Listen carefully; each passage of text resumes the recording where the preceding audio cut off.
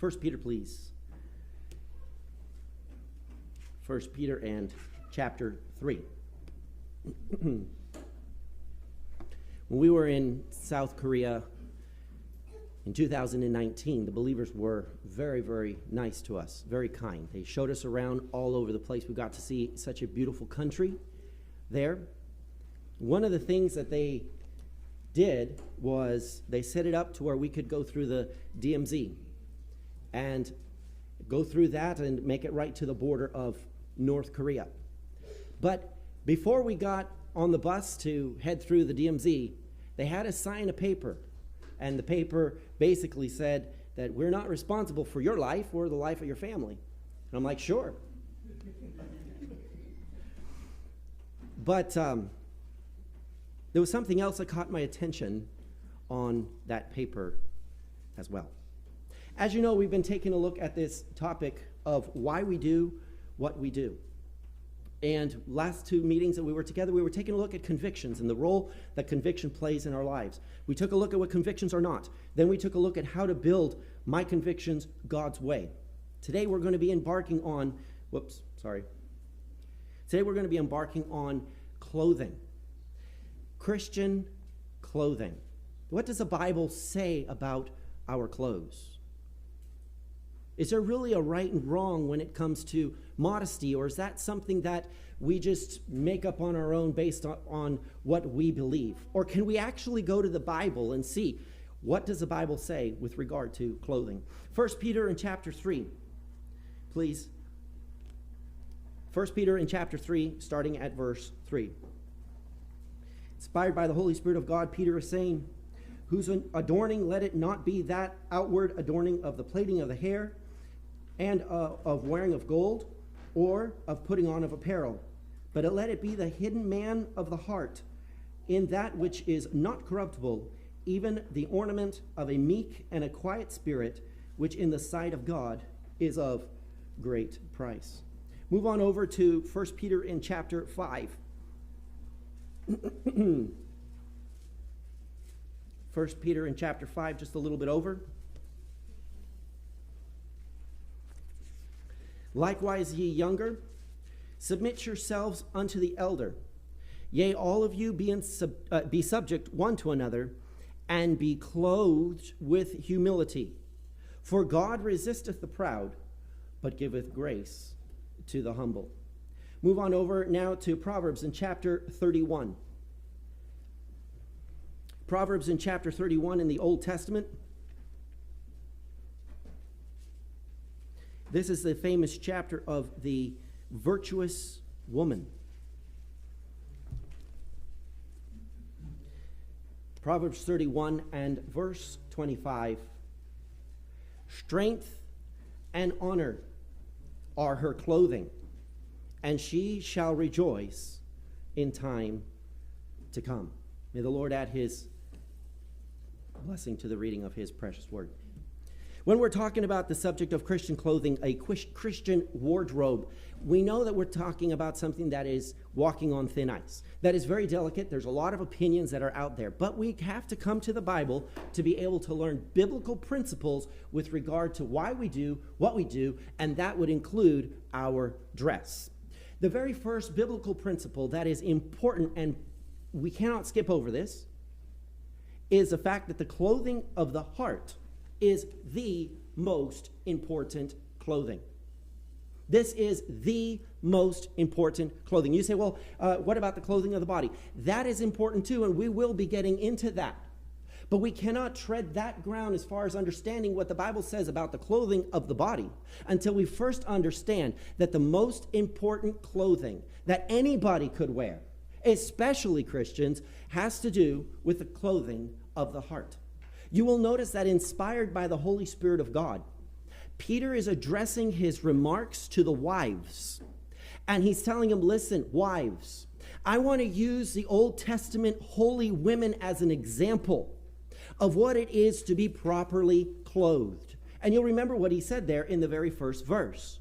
whose adorning let it not be that outward adorning of the plaiting of the hair, or wearing of gold, or putting on of apparel. He's saying, don't put the emphasis on the outside as much as you should put the emphasis on the inside. But let it be the hidden man of the heart, in that which is not corruptible, even the ornament of a meek and a quiet spirit, which in the sight of God is of great price.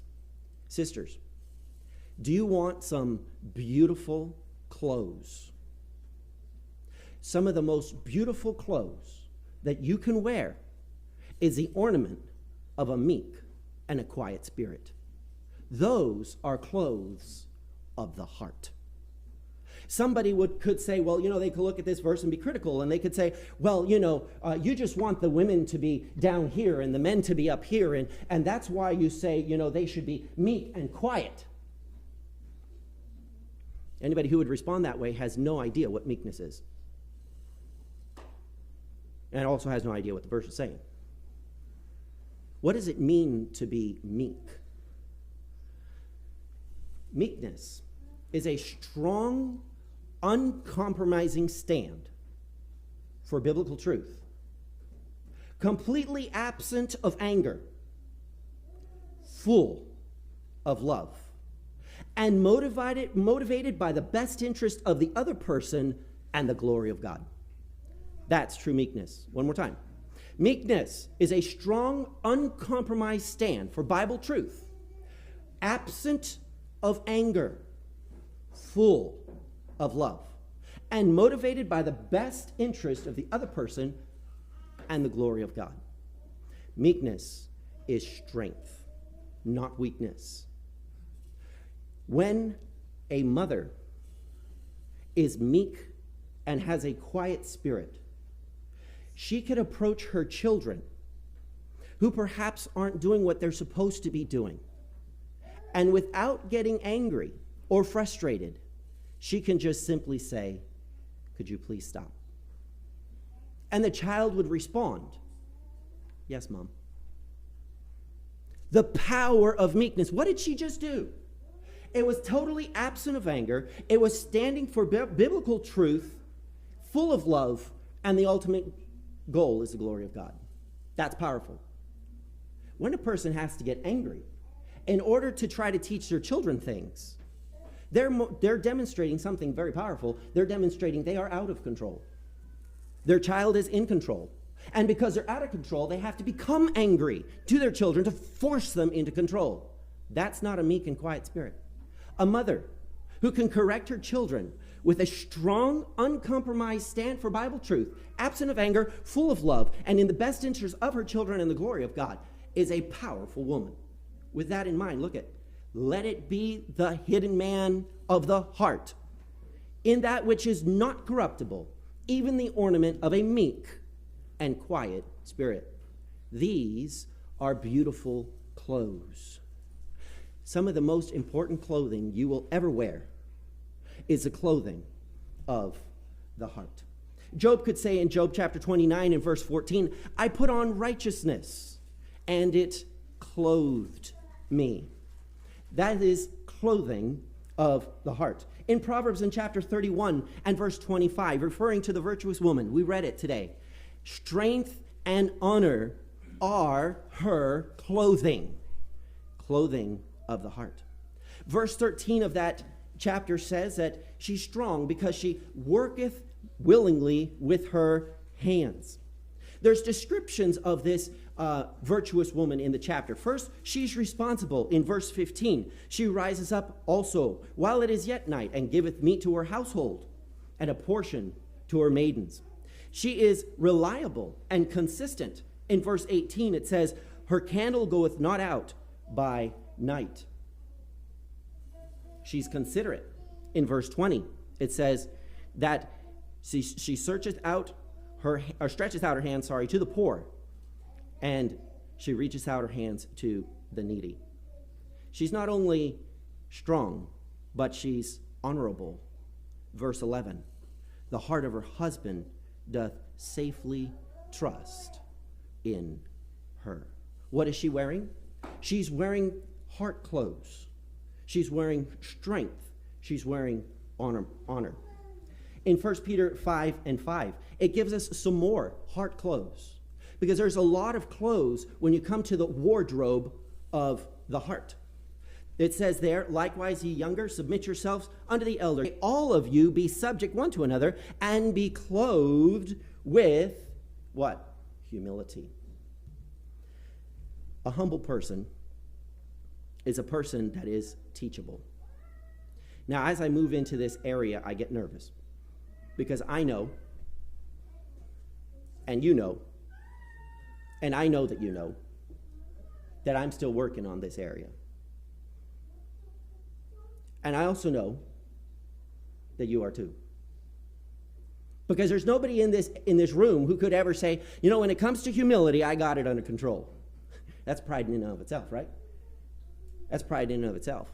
But when you get around a humble person whose heart is clothed with humility, you could see it. These are clothes that you can see.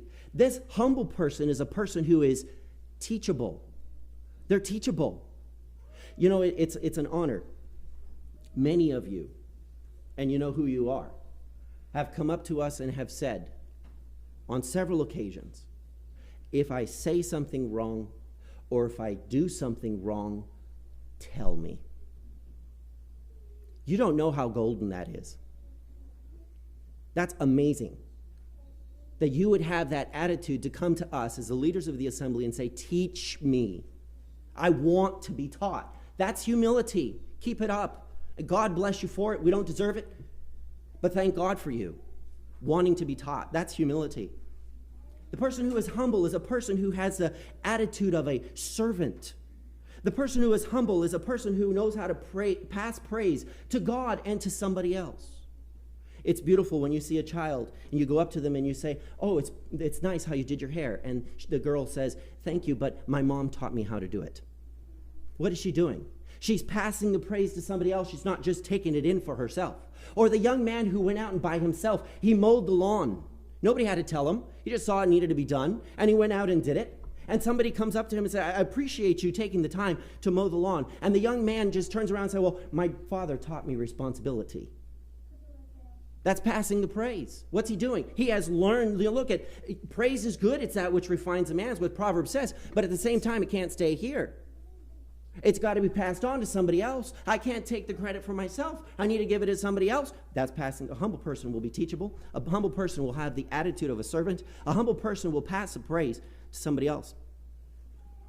A humble person will willingly and joyfully submit to their God-given leadership. They will willingly and joyfully submit to their God-given leadership. You'll remember Miriam, way back in the Old Testament. Moses' older sister. She remembers Moses ever since he was this little tyke. He was in the basket floating down the river Nile, and he was too small to even remember what was going on and too innocent to know that he was totally in danger. But she was old enough to see, and she went along and she saved him out of the river Nile, and he was always her little brother. But she rose up in pride and started to badmouth her leadership. Her leadership happened to be her younger brother. Her younger brother, okay? When he scraped his knees as a kid, she probably came and helped him out. That's pride. The 2 million people in the wilderness came to a complete standstill while God disciplined Miriam for bad-mouthing God-ordained leadership. God had to take care of that. Leaders will not be perfect. I don't know if you've noticed, but we're human too. We will make mistakes. We will make serious mistakes. But you know what? That doesn't make an excuse to dishonor God's leadership. A humble person will joyfully submit. And sometimes, well, I don't agree with leadership. Still your responsibility to submit. Still your responsibility. When children, listen carefully. Ephesians in chapter 6 says this: Children, obey your parents in the Lord, for this is right. Honor thy father and mother, which is the first commandment with promise, that it may be well with thee. He did not say, obey your parents up to where you disagree, at which point you do what you want. He didn't say that. He said, obey your parents in the Lord, period. Complete, humble submission. Willing, joyful submission to God-given authority. A humble person wants to be like Christ. A proud person is not teachable. A proud person walks around and says, I know everything that I need to know, and if I want to know more, I'll ask, and if I don't ask, don't tell me. That is a person who is proud. A proud person is a person who walks around feeling entitled. A proud person is one who will not make themselves accountable. Let me stop on this one. Teenagers sometimes leave the house. And they come back and mom and dad say, where have you been? Nowhere. How'd you do that? Did you just vanish for 3 hours? Biologically, you had to be somewhere.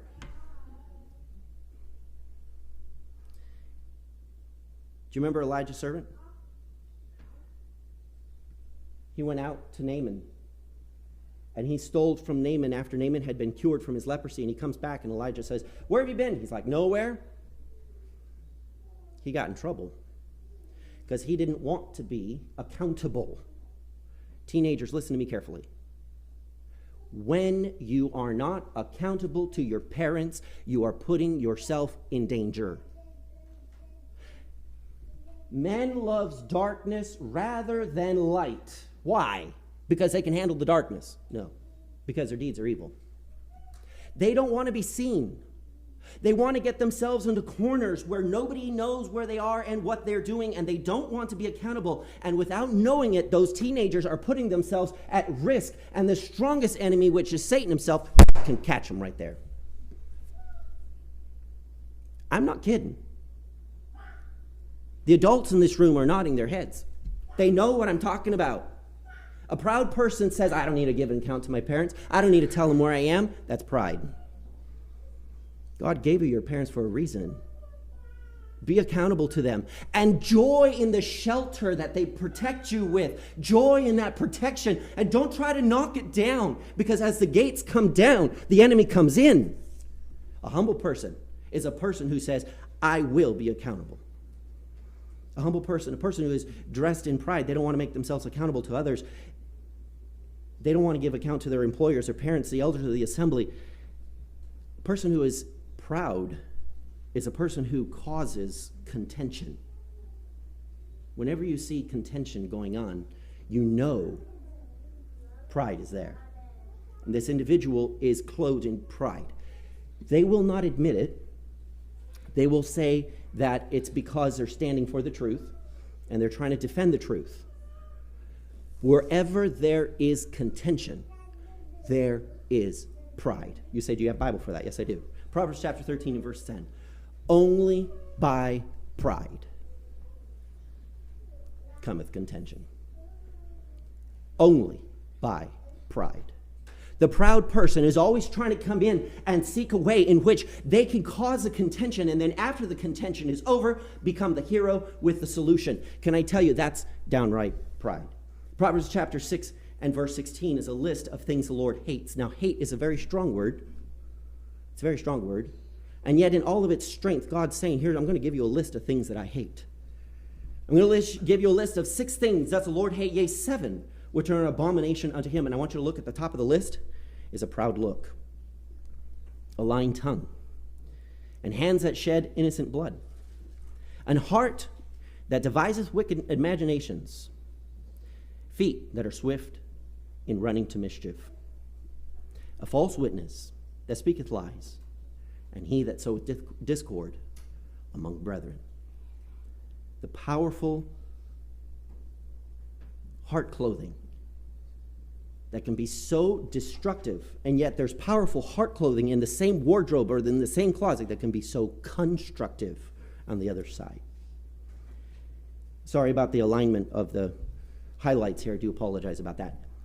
Here's another piece of heart clothing that if you don't have it, you should get it on today as fast as possible.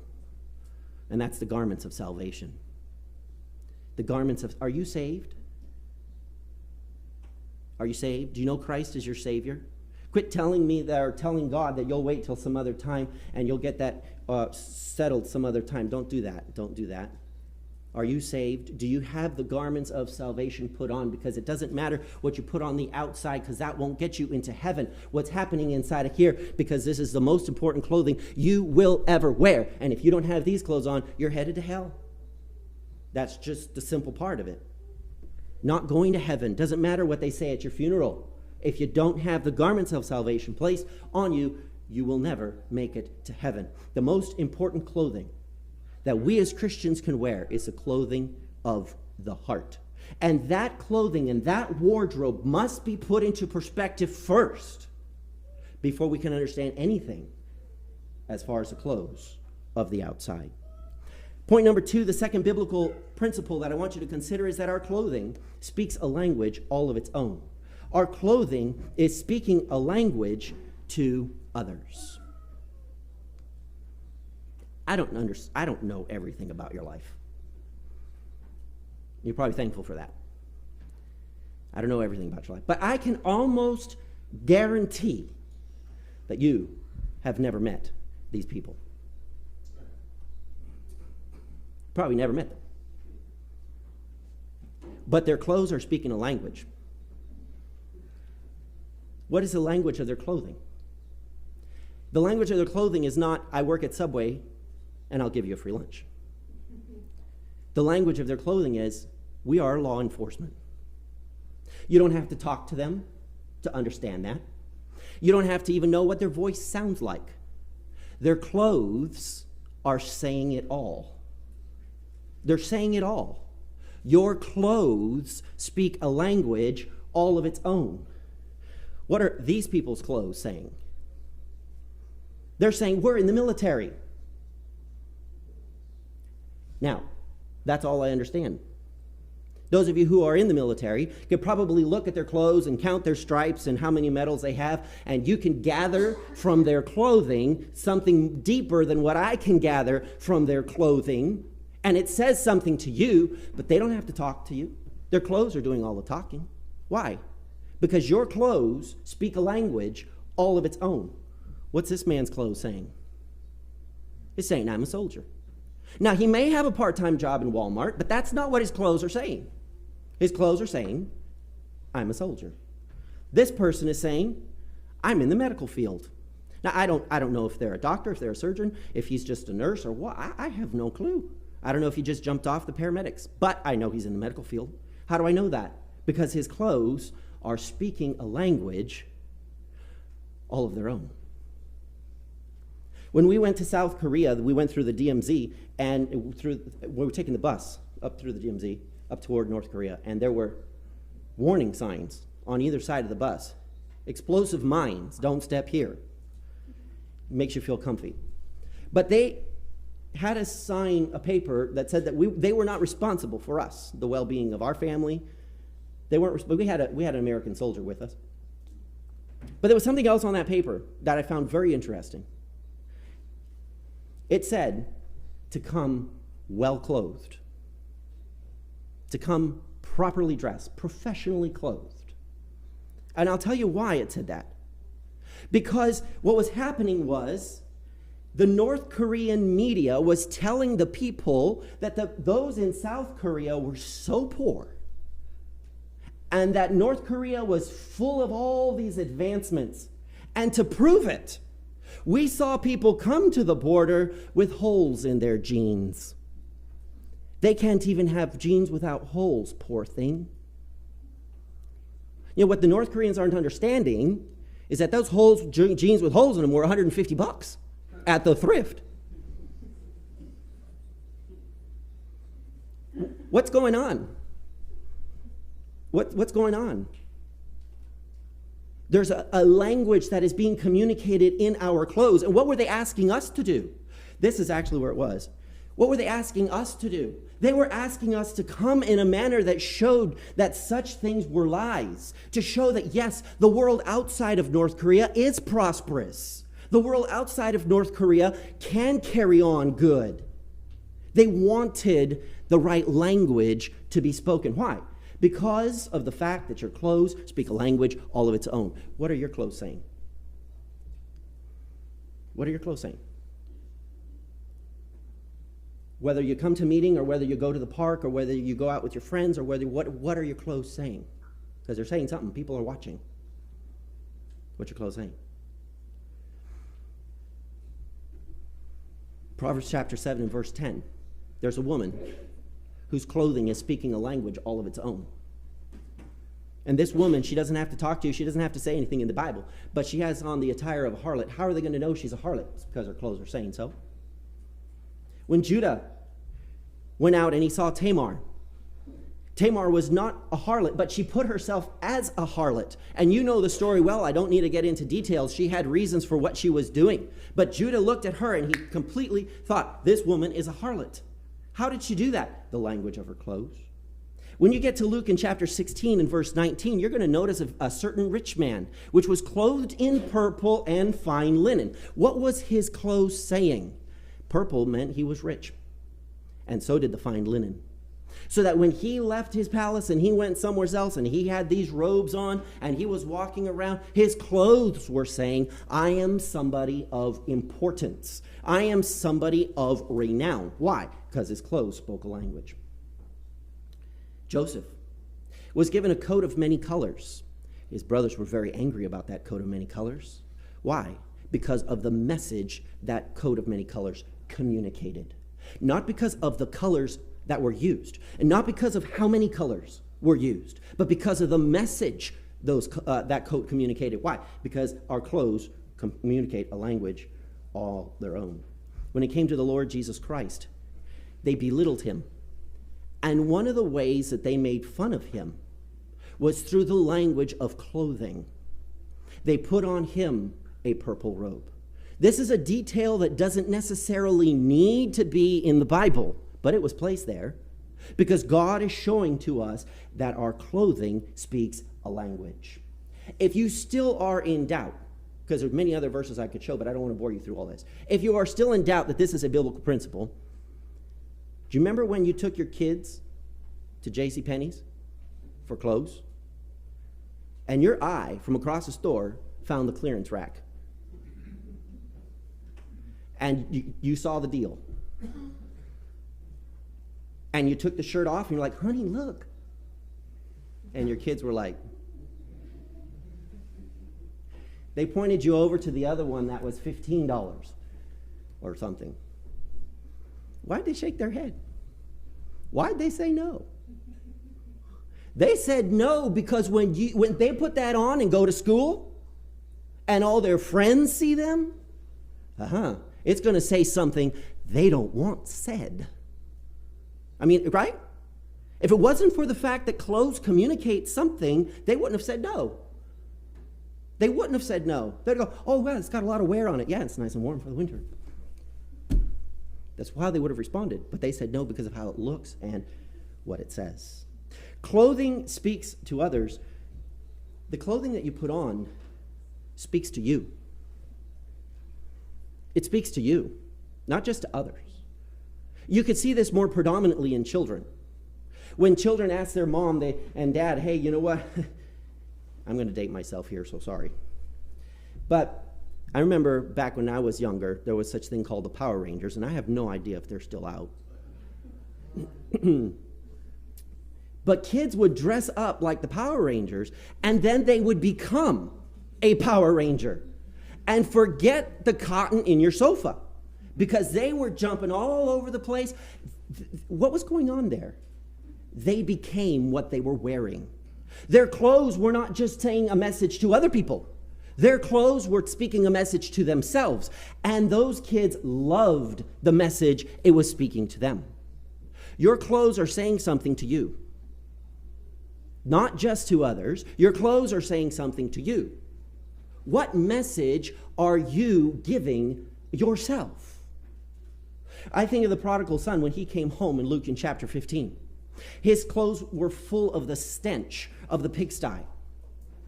He had that smell on him, and he makes his way back to the father's house, and the father comes and embraces him regardless of what he was wearing, and welcomes him back into the house and gives to him the best robe. And when that boy put it on and he could see himself He understood this: I'm accepted. These clothes say, the Father has accepted me. I didn't expect to be brought back as a son. I was expecting to be brought back as a servant. But the clothes that I'm wearing now tell me this message: the Father has accepted me, even though I don't deserve one bit of that. His clothing was speaking to him. In Revelation in chapter 7 and verse 9, you will notice the Gentiles from all nations are clothed with white robes in heaven. What are we going to be wearing in heaven? We're going to be wearing white robes. Why are we wearing white robes in heaven? What does the white mean? Is there some sort of significance? In chapter 19 in verse 8, it tells us that the fine linen is of the righteousness of the saints. The language of the clothes is being communicated in heaven. But I also, third of all, want you to notice that our clothing not only speaks to others, it not only speaks to us, but our clothing also speaks to God. The language of our clothing is a language that is rooted in creation itself. All the way back in creation. Because when sin came into the world, there was a problem. Man felt shame for the first time. They didn't know what that was. And they felt fear for they didn't know what that was either. You know, we feel shame and fear like all the way through our lives, so we're like familiar with these uncomfortable sensations. But imagine Adam and Eve in the Garden of Eden, and they feel shame for the first time, and they feel fear for the first time. They're probably thinking to themselves, what is this? I don't understand. This feels weird. It's different. And to try to fix their problem, what did they do? They sewed together fig leaves, and they made themselves aprons. They tried to fix the problem on their own. Somebody said it started with aprons and it looks like it's going to finish with aprons. This is about where it is today. But we'll talk about modesty later. Adam and Eve were trying to fix their problem with a bloodless sacrifice. When they put on those aprons, what message did their clothing say to God? The message was, the answer to our problem can be found without blood. The message that it was sending to heaven was offensive. God had to come in and fix that and change their clothes. An animal had to be killed, and blood had to be shed, so that the message now that is spoken between them and God is one that says, look yes, there is a problem, but the solution is found in the blood. And God would slay an animal, and he would provide coats of skin, and that would clothe Adam and Eve. And now as they walked around in the coats of skin, that gave off another message. We have a lot of forms of communication in our day and age. One of them is our clothes and what we're saying by our clothes. So let me go ahead and just finish early today with this question. What are your clothes saying? As a Christian, and you sit down and you ask yourself, these two there's a lot more we're going to be covering with regard to this. But you ask yourself these two questions. I know my clothes are communicating a language all of their own, and the most important message that my clothes are communicating a language, and the most important clothing is the clothing of the heart. Third point that we're going to bring together next time we come together is this: the language of the inside needs to match the language of the outside. Let's go ahead and pray.